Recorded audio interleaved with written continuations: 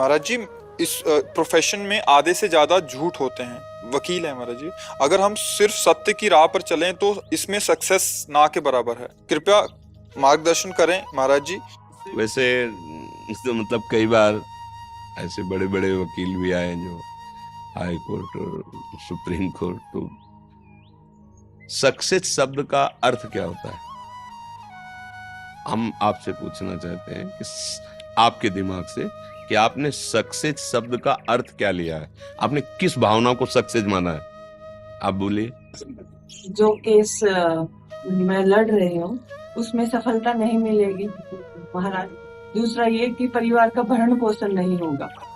दोनों बातें देखनी है कि यदि हमारा हृदय कहता है कि ये आदमी अपराधी है और निर्दोष को फंसाने के लिए मुझे वकील बनाया है और मुझे 5 लाख रुपया देगा, 5 लाख से हम परिवार का पोषण करेंगे, तो ये सक्सेस नहीं है। अपने हाथों से अपने पैर काटने हैं। हमारी सच्ची बात मान लेना। अगर आपको पता है फ्रॉड है, ये मुकदमा फ्रॉड है, ये आदमी अधर्मी है और मुझे बहुत पैसा दे करके और मुकदमा मैं जीत गई और निर्दोष को सजा हुई, तो आपने अपने आप को बिल्कुल मिटाने की तैयारी कर ली। बुरा ना माना जाए, जो अगर हमसे प्रश्न किया जाता है तो हम जो शास्त्र सम्मत है वो कह रहे हैं। अगर आपको पता है कि धन से ही केवल परिवार का पोषण होता है तो ये भ्रम छोड़ दीजिए। बहुत से धनी ऐसे हैं जहां विध्वंस बचा हुआ है। बस ये बात ध्यान रखो। हम हृदय की बात कहते हैं, आप सब हमारे परिवार की तरह हो।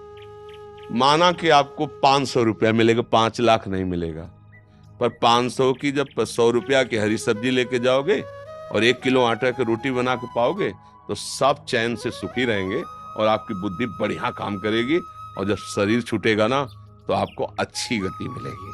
और अगर यहाँ धर्माचरण करके बहुत रुपए कमा लिए तो लौटकर परिवार में पीछे मुड़ के देखना, अशांति ऐसी बढ़ती चली जाएगी कि रुपया शांति प्रदान नहीं कर पाएगा और आपको पश्चाताप होगा कि मैंने गलती की और उसका मुझे भोग इसी जन्म में मिल रहा है। ये तो ब्याज है, परिणाम आगे।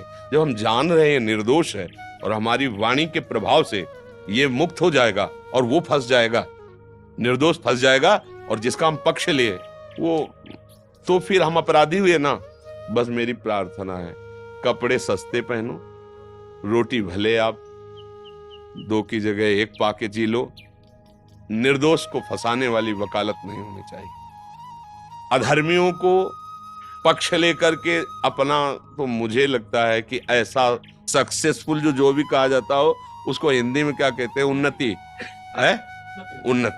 उन्नति ऐसी हमारी उन्नति कभी ना हो भगवान, ऐसा मनाओ। उन्नति हो तो आपको देखकर होती रहे।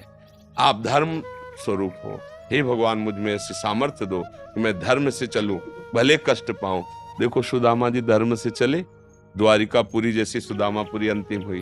युधिष्ठिर जी धर्म से चले, वनवास कष्ट भोग रहे, हस्तिनापुर का चक्रवर्ती सम्राट उन्हीं को प्राप्त हुआ, दुर्योधन को नहीं। मुझे ऐसा लगता है शास्त्रों के स्वाध्याय से, संतों की कृपा से और अपने कुछ हृदय से भी, कि अधर्माचरण कभी भी किसी को सुखी नहीं कर सकता है। हाँ, अगर सत्य आपको समझ में आ गया है कि अब ये निर्दोष और मुझे बचाना है, तो आप 1000 झूठ बोल दोगे तो भी वो आपको पाप नहीं लगेगा, क्योंकि निर्दोष को बचाना है। ऐसे पॉइंट रखो, जो पता है निर्दोष है, भले वो पैसे कम दे, लेकिन हम मुकदमा निर्दोष का ही लेंगे।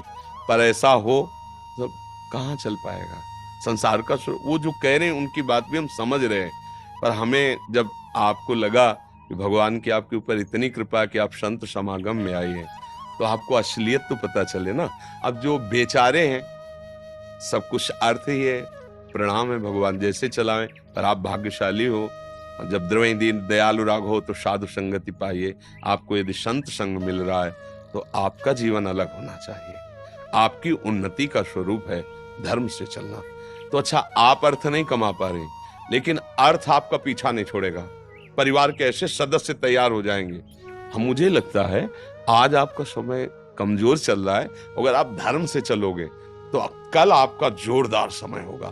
और आज जोरदार चल रहा है, अधर्म से चल रहे हो, कल आप खाली रहोगे, देख लेना। कल आपके हाथ में कुछ नहीं मिलेगा। देख लो, आप देख लो, मतलब जैसे कभी कभी सुनने को कोई, तो आप देख लो ना, आप तो संसारिक समाचार सब सुनते हैं, देख लो उनमें, आपको पता चल जाएगा। इतनी ऊंचाई और इतनी नीचाई, कुछ नहीं। तो ये बीच का खेल जो है बड़ा गड़बड़ खेल है। हमारा ये अंतिम शरीर नहीं है, हमें फिर जन्म लेना पड़ेगा। यदि हम चूक गए तो हम आखिरी उन्नति तक को देखें ना। अभी वर्तमान को केवल देखे, आज तो हम रबड़ी रसगुल्ला खा रहे हैं। बुद्धिमान वो है कि आज का नहीं देखता, कल क्या होगा, हमें कल को भी देखना है ना। तो शरीर है तब तो ठीक, और जब शरीर छूटेगा तब जो किया उसका हिसाब, उस पर भी तो थोड़ा बुद्धि दौड़ानी चाहिए। तो जब उस पर बुद्धि रखोगे तो अधर्म आचरण नहीं करोगे, भय लगने लगेगा। और जब भगवान देते हैं ना, तो कहते हैं ना, भगवान देते तो छप्पर फाड़ के देते, देहाती भाषा में कहते हैं ना। और जब लेते नहीं, तो बस ये बात ध्यान रखो, अगर वो देंगे तो ऐसा पुत्र हो जाएगा, ऐसा परिवार का कोई सदस्य हो जाएगा कि जैसी तुम्हारी भावना थी वो पूरा कर देगा। और अगर हम अधर्माचरण करेंगे तो ना इधर शांति ना उधर शांति। मतलब ये हमने शास्त्र सम्मत बात कही है, हृदय में इसको उतारिएगा, आनंद का अनुभव होगा। बकाया व्यवहार में हमारी बात नहीं मानी जाएगी, ये हम अभी कह रहे हैं। क्योंकि भाई अब उसको जैसे वो बच्चा नहीं बोला पीछे वाले उसमें कि अगर हम 2000 वाला मोबाइल रखते हैं, हमारे मित्र जो है छोटे छोटे बच्चे आईफोन, क्या आई क्या कहते हैं, आईफोन रखते हैं, तो बोले हमारी बेइज्जती होती है। अब ऐसे ही लगता है कि मैं भी तो वकील हूं, सब गाड़ियों से चल रहे हो, हम स्कूटी से चले, सबका ऐसे, तो लगता है कि यार क्या जाता है, बस क्या जाता है, हमें उनको देखकर नहीं चलना, वो हमारी बात को नहीं मानेंगे। आप कृपा पात्र हो, आप समझ लीजिए, भगवान की कृपा से कुछ दुर्लभ नहीं रहता, और भगवान से विमुख होने पर कुछ हाथ नहीं लगता। करके सब देख लो, और तुम्हारे सामने ही तुम्हारी हालत ऐसी हो जाएगी, तुम्हें लगेगा कि गलती की, अब क्या हो, तो फल आ गया, अब फल तो, अब तो विध्वंस विनाशी हो। तुम मान जाओ, मेरी बात मान जाओ, धर्म से चलो, भले नमक रोटी खाओगे, चैन से नींद की गोली ले लेनी पड़ेगी, आराम से सो जाओगे, और अपने बच्चों को देखकर सुखी होगे, उनका स्वास्थ्य ठीक होगा, उनकी बुद्धि प्रवीण होगी।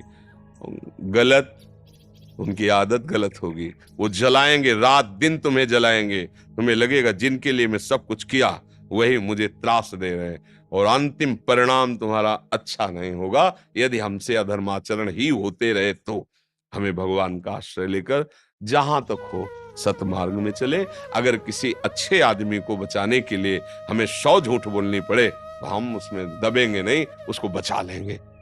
और किसी बुरे आदमी को बचाने के लिए अगर हमको लाखों मिले तो हम उनकी तरफ देखेंगे भी नहीं।